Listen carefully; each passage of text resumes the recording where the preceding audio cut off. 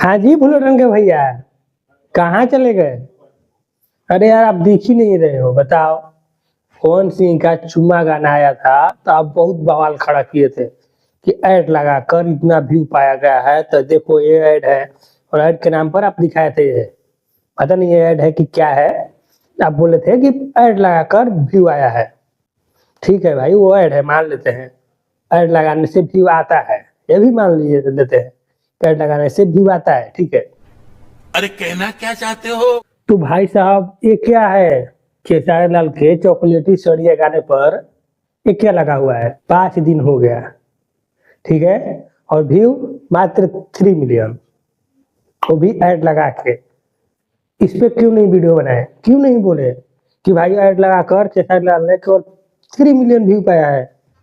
गजब बेइज्जती है। उसके बाद अभी ताजा तरा 2 दिन हुआ है, आया है राजा राम मूवी का ट्रेलर, देख लो, इसमें भी ऐड लगा हुआ है।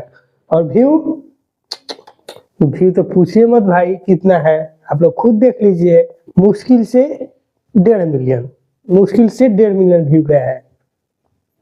इस पर ऐड नहीं लगा है कि केवल ऐड पवन सिंह के गाने के लिए होता है कि नहीं, पवन सिंह के गाने को ऐड प्रमोट करता है, बाकी खेसारी लाल के गाने को प्रमोट नहीं करता है।